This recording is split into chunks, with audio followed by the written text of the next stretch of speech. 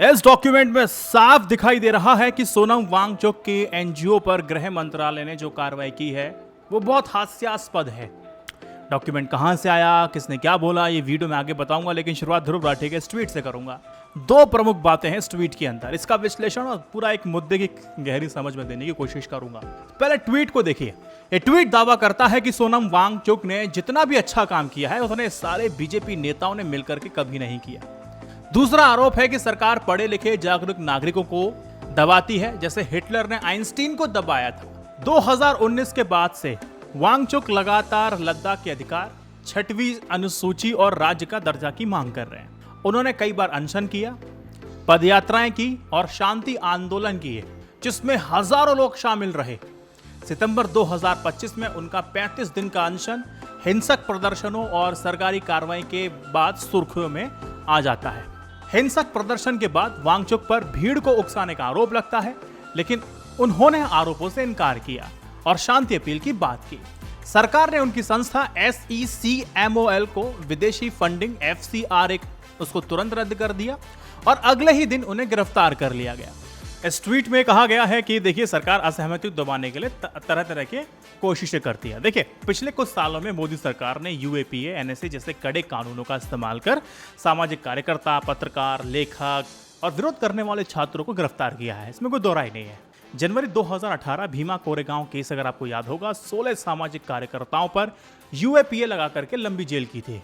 श्याम बीरा सिंह के साथ भी ऐसा ही कुछ हुआ था। आर्टिकल 19, CAA और किसान आंदोलन, BBC डॉक्यूमेंट्री बैन जैसे मामलों में कई बार सरकार ने विरोध और असहमति को दबाने की कोशिश की है। FCRA कानून के तहत कई NGO को लाइसेंस रद्द किए गए, जिनका काम सरकार की आलोचना करना था। यह पैटर्न ऐसा दिखाता है कि मौजूदा सरकार असहमति को राष्ट्रीय सुरक्षा या फिर कानून व्यवस्था का मुद्दा बना करके कार्रवाई करती है। और हिटलर आइंस्टीन की तुलना एक ऐतिहासिक संदर्भ है इसका बताता हूं मैं आपको। 1930 के दशक में हिटलर के नेतृत्व में नाजी सरकार ने आइंस्टीन और अन्य यहूदी वैज्ञानिकों को यहूदी विज्ञान कह करके निशाना बनाया था। अब आइंस्टीन के नाम पर अभी फांसी दी जानी बाकी है, जैसे पोस्टर तक छपे थे और उनकी जान को खतरा था। अब नाजी शासन में आइंस्टीन सहित कई वैज्ञानिकों को देश छोड़ना पड़ा और सैकड़ों किताबें जलाई गईं। हालांकि भारत में स्थिति उतनी गंभीर नहीं है, लेकिन सत्ता द्वारा विचारशील विरोधियों को टारगेट करना दुनिया के कई इतिहासों में देखा गया है। फैक्चुअल बात मैं आपको बताता हूं, ध्रुव राठी ने जो बात कही, अपने तर्क रखे, वो बात सही है, लेकिन इसमें सरकार की भी अनदेखी मानी जा सकती है। जब श्रेय लेने की बात आती है, अब की बार 56 की सरकार इस तरह की बात करते हैं। जब कहाँ कुछ गलत हो जाता है तो वहां के स्थानीय लोगों पर आप कहते हैं कि उनकी वजह से समस्या हो रही है। लेकिन ये दो तरफा बातें नहीं चलेंगी। लद्दाख का मामला कैसे शुरू हुआ ये भी मैं आपको बताता हूँ। लद्दाख का मामला कैसे शुरू हुआ? जब जम्मू कश्मीर विशेष राज्य था, वो आर्टिकल 370 और 35A लागू था, तब लद्दाख के लोगों ने अलग केंद्र शासित प्रदेश बनाने की मांग की थी। अगस्त 2019 में जब केंद्र सरकार ने आर्टिकल 370 को हटाया, तब प्रदेश का विभाजन करके लद्दाख को एक अलग केंद्र शासित प्रदेश बना दिया गया। लेकिन उसके तुरंत बाद लद्दाख के लोगों ने पूर्ण राज्य बनाने की मांग शुरू कर दी। पिछले 6 साल में से यह मांग लगातार उठ रही है, जिसे लेकर के LAB का गठन होता है और कारगिल डेमोक्रेटिक अलायंस यानी कि KDA का भी गठन हुआ।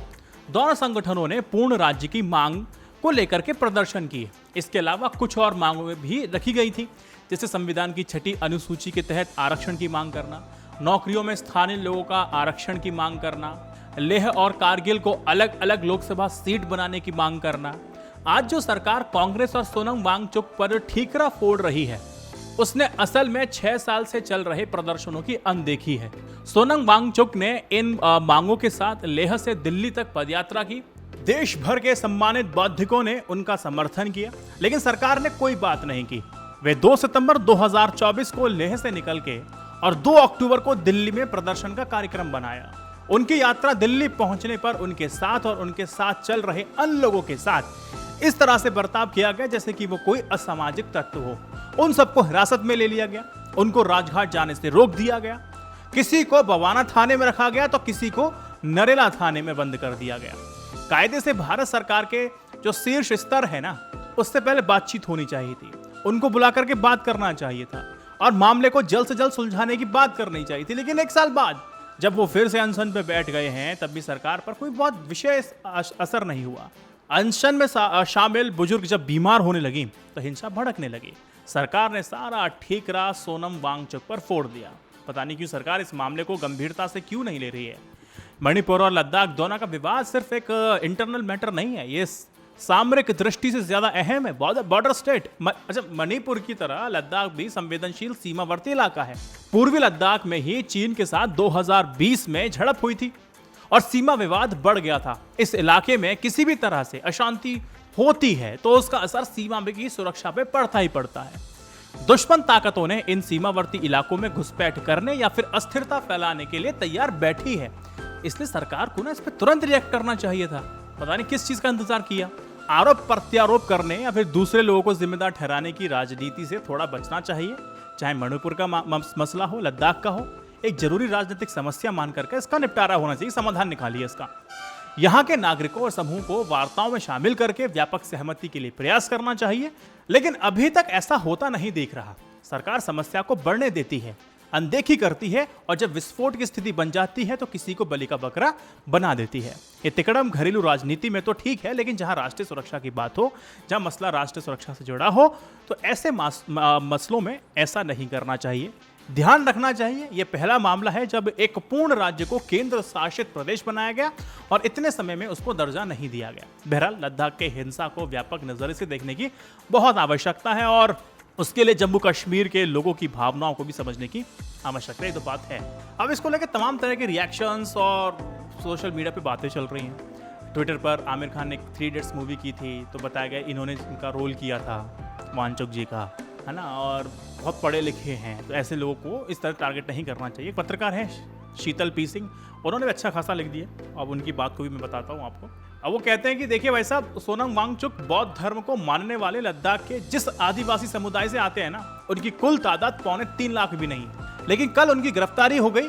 उसको सही ठहराने के लिए भारत की सरकार और मीडिया सही ठहराने के लिए लग गए। ट्विटर पर फ्री सोनम वांगचुक करके एक ट्रेंड चलने लगा।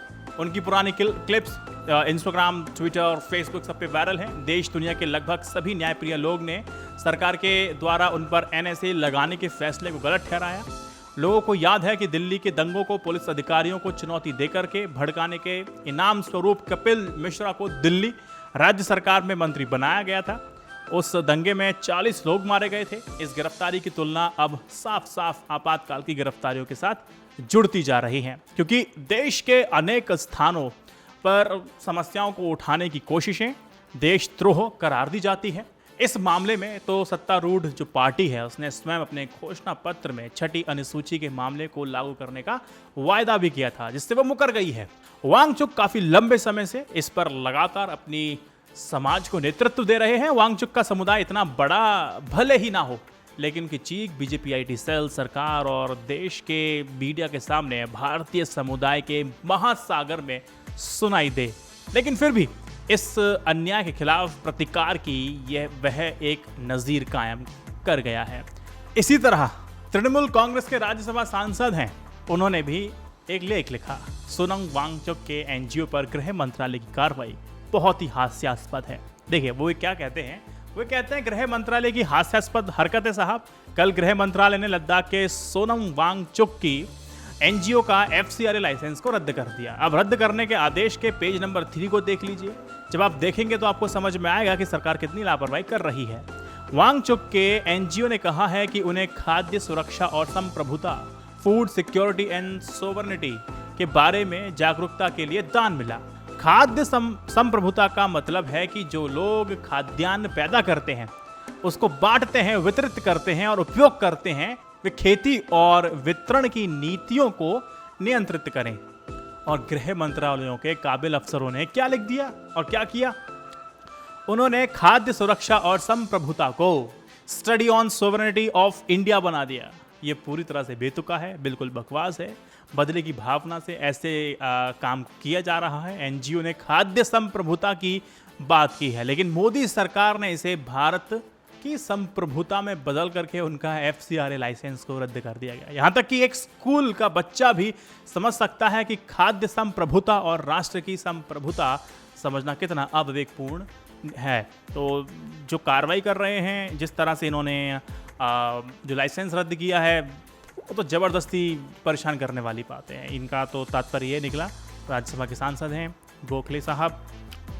खैर लास्ट में सिर्फ मैं एक ही चीज़ बोलूँगा, ये सारा जो नतीजा है, जो भी कुछ निकला है, हिंसा तो खैर किसी भी तरीके से ठीक नहीं कही जा सकती। सरकार की अनदेखी थी जो कि नहीं होनी चाहिए थी।